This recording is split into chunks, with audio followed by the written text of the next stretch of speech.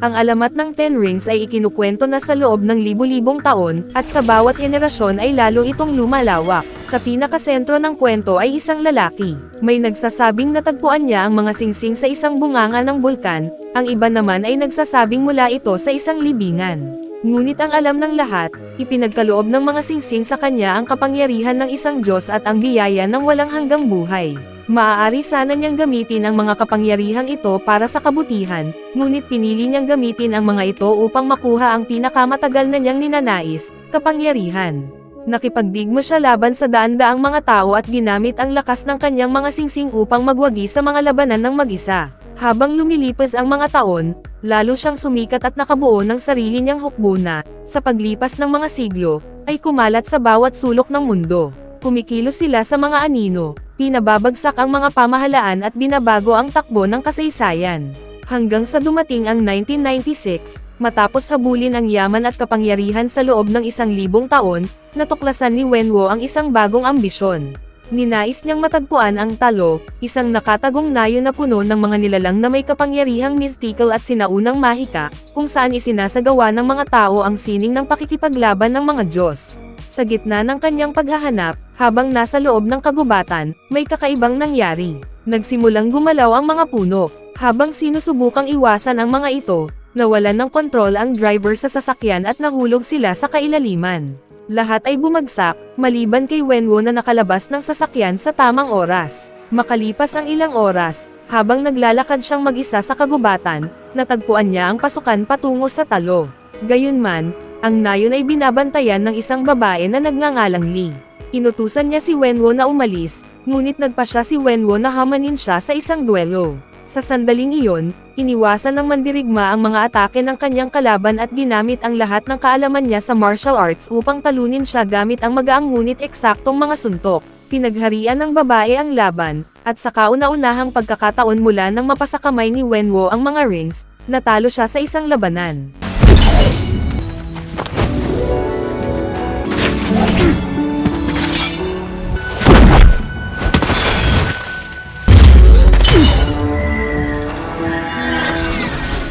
Nang umatake ang rings, nagawa ni Ying Li na kontrolin ang mga ito at ginamit ang mahika ng mga bagay upang itaboy palayo ang kanyang kalaban. Sa isang kabalintunaan ng kapalaran, ang dalawang mandirigma ay kalaunang umibig sa isa't isa at nagkaroon ng 2 anak na lalaki at babae. Ikinwento ni Ying Li kay Shang-Chi, ang kanyang panganay na anak, na sa lugar na kanyang pinanggalingan, ang mga tao ay pinapalakas ng mahika ng dakilang tagapagtanggol na nag-aanyong isang dragon. Nang umalis siya sa talo, nawala ang kanyang mga kapangyarihan, ngunit nanatili siyang isang mahusay na mandirigma. Ibinigay niya kay Xiong ang isang kwintas at sinabi na kung sakaling maramdaman niyang siya ay naliligaw, tutulungan siya ng batong iyon na mahanap ang daan pauwi. Halos 20 years na ang lumipas, at nagising si Sean para sa panibagong araw ng trabaho. Sa tabi ng kanyang kama ay may isang postcard na may guhit na dragon sa likod. Ang address ng nagpadala ay mula sa Macau, China, at ang binata ay kasalukuyang nakatira sa San Francisco. Si Shang-Chi ay nagtatrabaho bilang valet sa isang hotel kasama ang kanyang matalik na kaibigang si Katie. Mahilig siya sa karera ng mga sasakyan at sinasamantala ang bawat pagkakataon para makasakay. Bagamat iniisip ni Shang-Chi na masamang ideya ito, nagpasya pa rin siyang samahan siya sa pakikipagsapalarang iyon. Sa gabi, lumabas sila kasama ang ilang kaibigan at ikinwento kay John kung paano niya nakilala si Sue, ang kanyang kasintahan. Nagkakilala ang tatlo noong high school, at si Sue lamang ang may matatag na karera. Bagamat nakapagtapos ng kolehiyo si Katie at mahusay si Shang-Chi sa 4 na wika, masaya sila sa kanilang trabaho bilang mga valet. Pagkatapos ng hapunan, binalikan nila ang mga sinabi ni Sue at napaisip kung dapat na ba silang maging mas responsable.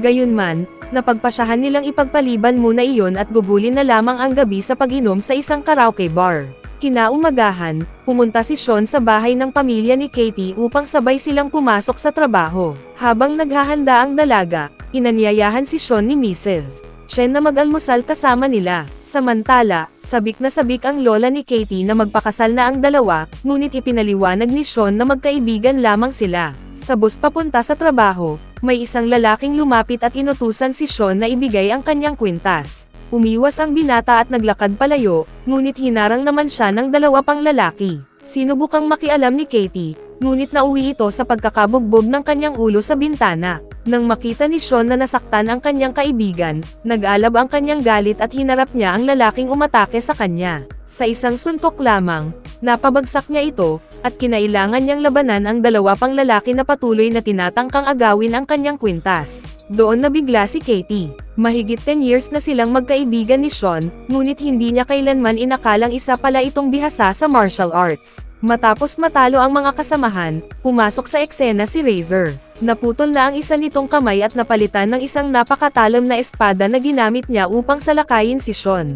Nagawa ng binata na iwasan ang mga atake ng kalaban, ngunit kapalit nito ay unti-unting nasisira ang boss. Sa bawat mintis ng suntok, may bahagi ng sasakyan na napuputol, at ang unang nasira ay ang mga preno. Habang rumaragasa ang bus sa lungsod, nagpatuloy ang laban at nawalan ng malay ang driver matapos tumama ang ulo nito sa manibela. Dahil dito, napilitan si Shang-Chi na umupo sa manibela at siya mismo ang magmaneho, kahit patuloy pa rin siyang inaatake habang pilit na iniiwasan ang isang aksidente sa kalsada. Nang muntik na siyang mapahamak, dumating si Katie upang iligtas siya at hinampas si Razor sa ulo gamit ang isang fire extinguisher.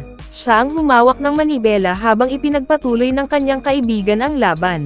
Naisipan ni Shang-Chi na pinan ang mga kalaban papunta sa ikalawang bahagi ng bus, na halos humihiwalay na sa unahan. Para magawa ito, inutusan niya si Katie na kumanan kapag ibinigay niya ang senadoryas. Ginamit ng binata ang kanyang mga suntok upang itulak ang mga bandido patungo sa ikalawang bahagi at inutusan ang mga pasahero na tumakbo papunta sa unahan. Sa sandaling iyon, hinailan niya ang lubid na nagsisilbing hudyat sa driver para huminto ang bus, at naunawaan ni Katie na ito na ang senadoryas para lumiko. Yumapekto ang plano at nagawang pabagsakin ni Sean si Razor. Ang problema na lamang ngayon ay kung paano ihihinto ang bus bago ito tuluyang dumiretso sa dagat na nasa unahan.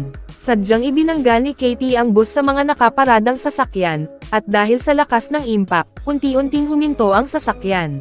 Sa kabila ng matinding aksidente, nakalabas ang lahat ng pasahero ng walang malubhang pinsala. Doon napagtanto ni Shang-Chi na ninakaw ang kanyang kwintas. Ilang segundo bago siya tumilapon sa kalsada kasama ang hulihang bahagi ng bus, nagawa ni Razor na agawin agad ang hiyas. Agad na tumakbo si Shang-Chi pabalik sa kanyang apartment at nagsimulang mag-impake upang pumunta sa Macau, kung saan pinaniniwalaang naroon ang kanyang kapatid na babae. Dahil hinahabol ng mga lalaking iyon ang kanyang kwintas, malinaw na ngayon ay susunod sila sa hiyas na nasa kay Xialing. Galit na humingi ng paliwanag si Katie tungkol sa nangyari, at sinabi ni Sean na ang mga lalaking umatake sa kanila sa bus ay ipinadala ng kanyang ama. Natatakot ang binata na mapahamak ang kanyang kapatid, kaya kailangan niyang pumunta sa China. Sinabi naman ni Katie na sasamahan niya ang kanyang kaibigan sa biyahe. Noong bata pa siya, matapos mamatay si Ying Li, sinimulan ni Wenwo ang pagsasanay kay Shang-Chi mula pagsikat ng araw hanggang paglubog nito. Kinailangan niyang matutunan ang lahat ng posibleng paraan upang pumatay ng isang tao. Si Xialing, bilang isang babae, ay ipinagbawal na magsanay, kaya palihim siyang nag-practice ng martial arts habang pinapanood ang kanyang kapatid. Sa edad na 14, isa ng ganap na bihasa si Sean at ipinadala ng kanyang ama sa kanyang unang misyon. Ngunit hindi niya nagawang patayin ang lalaking pumatay sa kanyang ina, kaya nagpasya siyang tumakas. Simula noon, hindi na niya muling nakita ang kanyang ama at kapatid. Pagdating nila sa ibinigay na address, sinalubong sila ng isang security guard na naghatid sa kanila sa isang club. Doon, nakilala nila ang isang binatang nagsabing isa na siyang malaking tagahanga matapos mapanood ang kuha ng nangyari sa tren. Dinala ni John si Sean sa isang fighting ring kung saan nagdudulo si Wong laban sa isang berdeng halimaw na kilala bilang Abomination. Nang sumugod ang nilalang upang atakihin ang salamangkero, nagbukas si Wong ng isang portal, dahilan upang masuntok ng Abomination ang sarili nitong mukha. Sa ganitong paraan, nanalo siya sa laban. Sa nakita niyang kalupitan, sinabi ni Shang-Chi na hindi siya lalaban, ngunit nagbago ang kanyang isip nang ibunyag ni John na ang mananalo ay tatanggap ng malaking gantimpalang pera. Ngunit pagpasok niya sa ring, isang malaking sorpresa ang naghihintay sa kanya. Nadiskubre niyang ang kanyang makakalaban ay ang sarili niyang kapatid. Buong galit siyang inatake ng dalaga, at halos hindi makaiwas si Shang-Chi sa sunod-sunod na mga suntok. Alam niyang puno ng hinanakit si Xialing dahil sa kanyang pag-iwan, kaya sinubukan niya itong pakalmayan.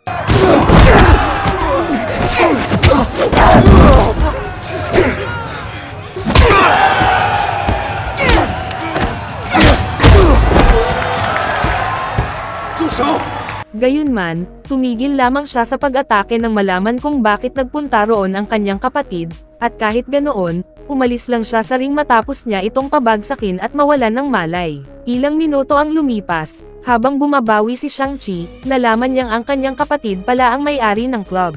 Naalala ng dalaga na bago umalis ang kanyang kapatid, nangako itong babalik sa loob ng 3 days, ngunit hindi iyon nangyari. Tinanong ni Sean kung bakit siya pinadalhan ni Xialing ng postcard, ngunit tiniyak ng dalaga na wala siyang ipinadala sa kanya. Bigla na lamang sinalakay ang club, at tumakas ang dalaga sa pamamagitan ng isang lihim na lagusan, iniwan sina Sean at Katie. Binabasag ng binata ang salamin at tumakas sila sa gilid ng gusali. Hindi nagtagal, dumating ang mga sundalo ni Wenwu, at nagpasya si Sean na manatili at harapin sila habang tumatakbo si Katie patungo sa elevator. Kinailangan ng binata na makipaglaban sa mahuhusay na mandirigma habang nakakapit sa mga halijing kawayan, ngunit sa huli ay natambush siya at nahulog ng ilang palapag. Samantala, natagpuan ng isa sa mga lalaki si Katie at sinubukang patayin siya. Habang umiiwas sa mga atake, naipit ang dalaga sa isa sa mga haligi, at kinailangan ni Shang-Chi na tumakbo upang iligtas siya habang malapit ng mabali ang kawayan. Habang papunta siya roon, napatumba niya ang ilang Soul Soldiers at sa wakas ay nagawang mahawakan ang kanyang kaibigan. Sa sandaling iyon, ginamitan siya ng isa sa mga kalaban ng baton upang siya'y makuryent, at aksidente niyang nabitawan ang kamay ni Katie habang sila'y nahuhulog. Sa kabutihang palad, nasadyap siya ni Xialing na biglang lumitaw upang tulungan ang kanyang kapatid.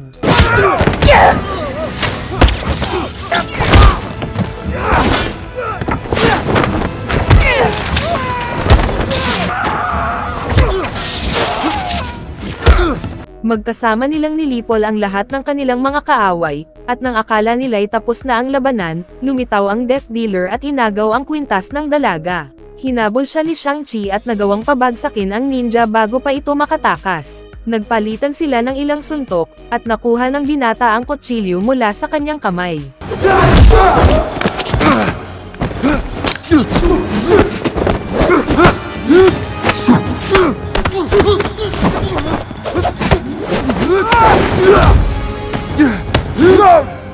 Habang inaalala niya ang lahat ng masasamang karanasang dinanas niya sa taong iyon na dati niyang tagapagsanay, nagpasya si Shang-Chi na patayin siya, ngunit napigilan siya ng kanyang ama na dumating sa tamang oras.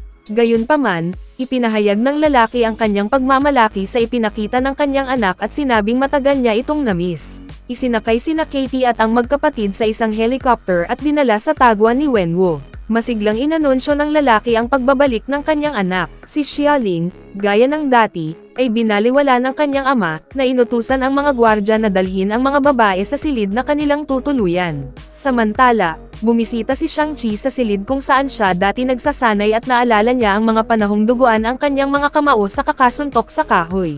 Habang nagkakainan, tinanong niya kung paano siya natagpuan ng kanyang ama, at inamin ni Wenwu na sa buong panahong iyon ay alam na niya kung nasaan sina Shang-Chi at Xialing. Sinubukan ng lalaki na kumbansihin ang kanyang anak na pumalit at mamuno sa kanyang tabi, ngunit tumanggi ang binata. Sa sandaling iyon, inalala ni Wenwu ang unang pagkikita nila ni Ying Li at kung paanong nagbago ang lahat ng pananaw niya sa mundo. Ginaising ng babae ang isang bahagi ng kanyang sarili na hindi niya alam na umiiral. Isinukol ni Ying Li ang lahat upang makasama ang lalaking mahal niya, at kalaunan ay ginawa rin niya ang lahat para sa kanya. Magkasama nilang binuo ang isang magandang pamilya at namuhay ng masaya. Pagkamatay ng kanyang asawa, matagal na panahon na nakaramdam ng matinding kawalan si Wenwu, ngunit ngayon ay naniniwala siyang may paraan upang maitama ang lahat. Nang tumakas ang kanyang mga anak, ibinuhos ng lalaki ang sarili sa pag-aaral at sinaliksik ang lahat tungkol sa nayon ng talo. Dito niya natuklasan ang pag-iral ng isang tarangkahan na nakabaon sa mga bundok at iginiit niyang si Ying Li ay nakakulong doon, naghihintay na mailigtas. Alam niya ito dahil kamakailan lamang ay kinausap siya ng babae at humingi ng tulong upang mailigtas mula sa sarili niyang mga kababayan. Ikinwento ng lalaki na matapos silang ikasal, nais ni Ying Li na manirahan sila sa talo. Humingi siya ng pahintulot sa mga nakatatanda, ngunit tumanggi ang mga ito at sinabing hindi karapat-dapat si Wenwu na manirahan doon. Dahil dito, naniniwala siya na ang kanyang asawa ay ikinulong at pinarurusahan dahil sa pagtalikod sa kanyang mga tao. Matapos sabihin ang mga salitang iyon, Kinuha ni Wenwo ang mga palamuting ibinigay ng kanyang asawa sa kanilang mga anak at inilagay ang mga ito sa isang fountain, sa mismong mga mata ng dragon. Sa sandaling iyon, kumislap ang mga bato at nagsimulang umagos ang tubig mula sa rebulto, na bumuo ng isang parang labirinto. Sinabi ni Wenwo na ang daan patungong talo ay pinoprotektahan ng isang buhay na labirinto, ngunit may isang direktang daan sa loob ng kagubatan na nagbubukas lamang isang beses sa isang taon. Para makatawid doon, kailangang alam ang tamang ruta at ang eksaktong oras ng pagbubukas nito. At ngayon, alam na ni Wenwo ang lahat ng kailangan niya. Sa loob ng 3 days, balak niyang salakayin ang talo at iligtas ang kanyang asawa. Upang magawa ito, handa siyang wasakin ang buong nayon. Sinubukan ni Sean na kausapin ng mahinahon ang kanyang ama at ipakita kung gaano kaabsurdo ang planong ito. Ngunit bigla siyang inatake, at ganoon din ang sinapit ng kanyang kapatid habang sinusubukan siyang tulungan. Inutusan ni Wenwo ang kanyang mga gwardya na arestuhin sila, at pagdating nila sa kulungan, pilit na inuunawan ni Katie ang lahat ng nangyari. Sinabi ni Shang-Chi na kailangan nilang makarating sa talo bago ang kanyang ama, kung hindi ay wawasakin nito ang lahat ng natitira sa pamilya ng kanyang ina. May narinig silang kakaibang ingay mula sa katabing selda at nilapitan nila ito upang alamin kung ano iyon. Doon nila nakilala si Trevor Slattery, isang aktor mula sa Liverpool. Biglang lumitaw si Morris, at ipinaliwanag ni Trevor na ang munting nilalang ay lumaki kasama ng ina ni Shang-Chi sa talo. Sinabi ng binata na kailangan niyang makarating sa nayon, at iginiit ng maliit na halimaw na kaya niya silang gabayan sa pamamagitan ng Forest Labyrinth. Nang marinig ito, binasag ni Xialing ang pader at sinabi sa kanila na may sistema ng mga lagusan ang kanyang ama sa buong complex, kaya siya nakatakas noong una. Pagdating sa garahe, si Katie ang humawak ng manibela at kinailangang tumakas mula sa mga gwardya. Lumawit sa bintana ang magkapatid upang pabagsakin ang mga humahabol, at nagawang hulihin ni Sean ang isa sa kanila. Ginamit ng grupo ang fingerprint ng gwardya upang mabuksan ang gate at makalabas, saka isinara ang labasan upang walang makasunod sa kanila. Pagdating nila sa kagubatan, ibinigay ni Morris ang mga direksyon at binilisan ni Katie ang takbo ng sasakyan habang nagsasara ang mga puno sa likuran nila. Sa kabutihang palad, mahusay siyang getaway driver at nakatawid sila bago tuluyang lumunin ng mga puno ang sasakyan. Ngayon, ang kailangan na lamang nilang tawirin ay ang talon upang marating ang lagusan na direktang patungo sa isla. Nagulat ang lahat nang makita nila ang isang lugar na tila hinango mula sa isang fairy tale, kung saan naninirahan ang mga nagliliyab na ibon at mga siyam ang buntot na fox. Mula sa bintana ng sasakyan, nakita ni Morris ang ilan sa kanyang mga kaibigan, kaya napilitang biglang prom-ino si Katie. Habang nabibighani siya sa kagandahang nasa paligid, muntik na niyang masagasaan ang isang kilin, isang nilalang na may katawan ng kabayo at ulo ng dragon. Matapos ang ilang minutong biyahe, nakaharap din nila ang mga taga-nayon na binabantayan ng malalaking leon. Bumaba ang magkapatid sa sasakyan at nagpakilalang sila ang anak ni Yingli. Ngunit inutusan sila ni Guangbo na umalis, at naghanda ang kanyang hukbo na salakayin sila, bago rin bumalik sa kani-kanilang pwesto. Nang lumitaw si Yingnan, nakilala ng babae, na kapatid ni Yingli, ang kanyang mga pamangkin. Ipinaalam ni Shang-Chi sa kanila na wala silang gaanong oras dahil balak ng kanyang ama na salakayin ang talo sa loob ng ilang araw. Sinabi ni Yingnan na ang kanyang mga tao ang responsable sa pagbabantay sa Dark Gate, at ang misyon nila ay protektahan ang mga tao mula sa lahat ng kasamaan na nakakulong sa likod nito. Ibinunyag ni Xialing na balak buksan ng kanilang ama ang pintuan dahil naniniwala siyang nakakulong ang kanyang asawa sa loob. Ikinwento ng babae na libu-libong taon na ang nakalipas, namuhay ang kanilang mga tao sa kapayapaan at kasaganaan hanggang sa dumating ang pag-atake ng Dweller in Darkness. Dumating ang nilalang kasama ang kanyang hukbo, nilamon ang lahat ng kaluluwa sa daan nito, at sa bawat pagkawasak, lalo silang lumakas. Kaya nagsama-sama ang pinakamalalakas na mandirigma ng talo upang labanan ang kanilang mga kalaban, ngunit kahit ang pinakamakapangyarihang tao ay hindi sapat, laban sa mga halimaw na iyon. Sa gitna ng labanan, lumitaw ang Great Protector at sama-sama nilang nakulong ang Dweller in Darkness at ang kanyang hukbo sa likod ng Dark Gate. Mula noon, binantayan ng mga tao ng talo ang pintuan. Gumagawa sila ng mga bagong sandata mula sa Dragon Scales habang naghahanda para sa darating na digmaan. Sinabi ni Yingnan na hindi si Wenwo ang unang nagtangkang buksan ang Dark Gate. Sa lahat ng sumubok bago siya, nabigo silang lahat, at ang pinaka-interesante, may isang katangian silang lahat, tinukso sila ng isang tinig mula sa kabilang panig na nangako sa kanila ng katuparan ng kanilang pinakamalaking ninanais. Tinawag din si Katie upang ipagtanggol ang nayon at kailangang magsanay gamit ang bow at arrow upang maging handa sa labanan. Habang bumibisita sa puntod ng kanilang ina, natanggap ng magkapatid ang kanilang warrior uniforms. Pagkatapos, nagpunta si Xialing upang sanayin ang martial arts style na siya mismo ang nakabuo habang pinapanood ang pagsasanay ng kanyang kapatid. Si Shang-Chi naman ay lumapit sa kanyang tiyahin at humiling na turuan siya ng fighting technique ng kanyang ina, dahil siya lamang ang nakatalo sa kanyang ama. Ipinakita ng babae kung paano magsimula, at agad na naintindihan ni Shang-Chi ang teknik. Sinubukan niyang talunin ang kanyang tiyahin gamit ang fighting style na natutunan niya mula sa kanyang ama, ngunit madali siyang natalo. Noong gabing iyon, naalala niya ang mga itinuro ng kanyang ina at napagtanto na kailangan niyang gamitin ang teknik na iyon kung nais niyang magkaroon ng pagkakataon na iligtas ang nayon. Naalala ng binata na isang gabi habang nagsasanay sila, may mga lalaking dumating upang maghayganti kay Wenwu. Sinubukan ni Ying Li na kumbansihin silang umalis at sinabi na ang kanyang asawa ay nagbago na, ngunit hindi sila pinaniwala at iginiit ang kanilang paghihiganti. Hiniling ni Ying Li sa kanyang mga anak na magtago sa bahay at siya ay naghanda upang labanan ang mga lalaki. Isa siyang mahusay na mandirigma at tiwala na kaya niyang talunin sila, ngunit dumating ang mga bagong kasamahan ng kalaban, at nakita ni Sean ang kanyang ina na binugbog hanggang sa mamatay. Pagbalik ni Wenwu sa bahay, natagpuan niya ang katawan ng kanyang asawa sa sahig at nagpa siya na isuot muli ang rings upang maghayganti. Dinala niya ang kanyang anak sa isang bar kung saan nagtipon ang karamihan sa mga duwag. Nakilala ng binata ang mga lalaki na naroon noong araw ng pagkamatay ng kanyang ina, at ginawa na lang ni Wenwu ang natitirang gawain.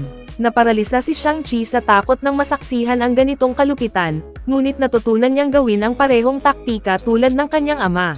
Sa mga sumunod na taon, nang matagpuan ni Wenwu ang lalaking responsable sa pagkamatay ng kanyang asawa, ipinadala niya ang binata upang alisin ito sa gabi. Habang nag-uusap sila, sinabi ni Shang-Chi kay Katie na nagsinungaling siya. Sinabi niya na hindi niya natapos ang misyon na ibinigay sa kanya ng kanyang ama kaya tumakas siya, pero ang totoo, pinatay niya ang lalaki at nagsisi siya kaya nagdesisyon siyang maglaho at magsimula ng bagong buhay. Sinusubukan ni Katie na aliwin ang kanyang kaibigan, at sinabi ni Shang-Chi na balak na niyang alisin ang kanyang ama. Ayon sa kanya, si Wenwu ang responsable sa pagkamatay ng kanyang ina at hindi niya maaaring hayaang sirain ng lalaki ang tahanan nito sa araw ng pagbubukas ng The Passage. Naghahanda ang mga mandirigma ng talo para sa labanan, pero hindi pinapayagan ni Guangbo si Katie na gamitin ang pana at palaso dahil sabi niya ay hindi pa siya handa. Ilang minuto lang, dumating si Wenwu kasama ang kanyang mga tauhan at sinubukan ni Yingnan na kumbansihin siya na ang kanyang asawa ay hindi kailanman nakulong sa nayon. Wala itong epekto, at nagsimula ang malaking digmaan sa pagitan ng dalawang grupo.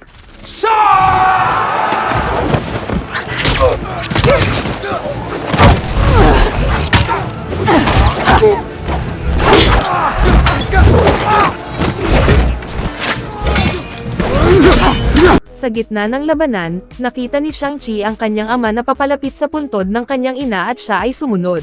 Ginamit ng bata ang kanyang baston na gawa sa dragon scales para atakihin siya, pero natambush siya sa huli. Sinisi siya ng kanyang ama dahil tumayo at nanood lamang habang inaatake ang kanyang ina, pero bata pa si Sean noon at wala siyang magawa. Nagpapatuloy ang mga atake at kailangang gamitin ng bata ang kanyang baston upang ipagtanggol ang sarili mula sa mga singsing. Galit na galit, ibinuhos ni Shang-Chi ang lahat ng kanyang puot para atakihin ang kanyang ama at nagawa niyang patamba ito. Nang harapin siya ni Sean at sabihin na kasalanan niya ang pagkamatay ng kanyang ina, napuno si Wenwu ng puot at ginamit ang kanyang mga singsing para magsagawa ng mabagsik na atake na nagtulak sa bata sa ilog. Habang nakatingin siya sa tarangkahan, narinig niya ang boses ng kanyang asawa at lumipad siya para iligtas ito. Ginamit ng lalaki ang lahat ng kanyang lakas para suntukin ang mga scales sa pagtatangkang palayain ang kanyang minamahal. Lumabas ang mga madilim na nilalang at sumalakay sa battlefield. Kinukuha ang mga kaluluwa ng mga mandirigma. Nakita ang kanilang mga kasamahan na pinapatay ng mga halimaw. Nagpa siya ang mga mandirigma ni Wenwu na makipagsundo sa mga tao ng talo upang sirain ang mga nilalang. Ang layunin ng mga halimaw ay magnakaw ng kaluluwa upang pakainin ang Dweller in Darkness. Kapag naging malakas ito, magagawang basagin ang gate at lahat ng sangkatauhan ay mapanganib. Nauunawaan na lumalala ang sitwasyon, nagdesisyon si Katie na tumulong kahit sinabi ni Guangbo na hindi pa siya handa. Sa ilalim ng lawa, nagising si Shang-Chi at nagulat sa presensya ng isang dragon. Lumitaw ang dakilang tagapangalaga at nilamon ang karamihan ng kalaban na sumisipsip ng kaluluwa. Ginamit ng mga mandirigma ang mga sandatang gawa sa dragon scales para sirain ang natitirang kalaban, pero marami ang nawala sa proseso. Upang maiwasang makalaya ang malaking banta, hinabol ni Sean ang kanyang ama at sinubukang kumbansihin siya na ang kanyang ina ay hindi nakakulong sa loob. Gayunpaman, determinado ang lalaki na pabagsakin ang tarangkahan at kailangang gamitin ng bata ang estilo ng pakikipaglaban na natutunan niya mula sa kanyang ina para pigilan siya. Get out of my way, boy.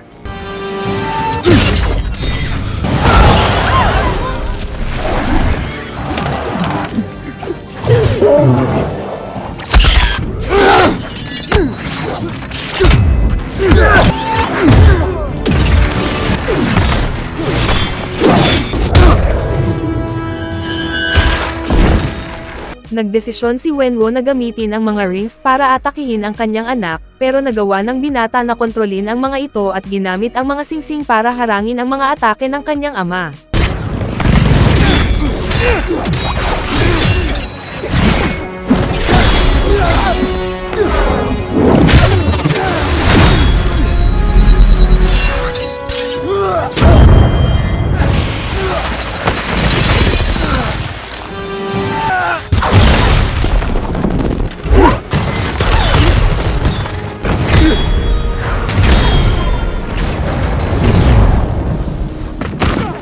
Sa gitna ng laban, nagawa ni Shang-Chi na makuha ang lahat ng rings, pero sa halip na gamitin ito para sirain ang kanyang kalaban, itinapon niya ang mga hiyas sa lupa. Paalala niya kay Wenwu na buhay pa rin ang kanyang pamilya at hinihiling niya na itigil na ang kahangalan niyang misyon at tanggapin na wala na ang kanyang asawa. Sa sandaling iyon, pumutok mula sa tarangkahan ang isang demonyong nilalang at nakalabas. Inatake ng halimaw si Sean, pero ginamit ni Wenwu ang kanyang mga rings para iligtas siya. Matapos makuha, ibinigay ni Wenwu ang mga hiyas sa kanyang anak at naubos ang kanyang kaluluwa. Nang malapit na siyang atakihin, lumitaw ang dakilang tagapangalaga at itinulak ang masamang octopus palayo. Humayo ang nilalang at lumipad papunta sa nayon.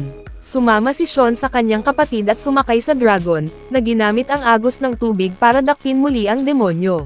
Gayunpaman, sa pagkain ng bagong mga kaluluwa, naging mas malakas ang nilalang at nakalabas muli. Hinawakan nito ang dragon at sinimulang sipsipin ang kaluluwa nito. Nagplano si Guangbo na barilin ang halimaw sa lalamunan, pero agad siyang inatake at nakuha ang kanyang kaluluwa. Habang sinisipsip ng halimaw ang kaluluwa ng dakilang tagapangalaga, kinuha nang nilalang si Xiaoling at kailangan gamitin ni Sean ang kanyang rings para iligtas siya.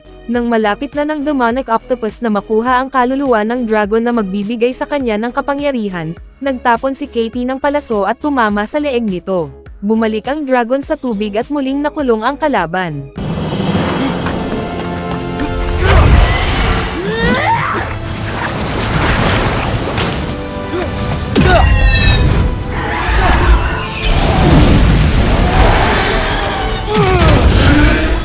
Ginamit ni Sean ang pagkakataon at inatake ang halimaw gamit ang kanyang rings, at sa bagong lakas niya, pinasabog ang dibdib ng nilalang at nawasak ang buong hukbo nito. Pagbalik sa nayon, nalungkot ang bata nang makita ang mga bangkay na nakalat sa paligid, pero nakahinga siya nang malaman na ligtas ang kanyang kaibigan. Gabing iyon, nagbigay ang mga nakaligtas ng magandang parangal sa lahat ng nagbuwis ng buhay para protektahan ang nayon.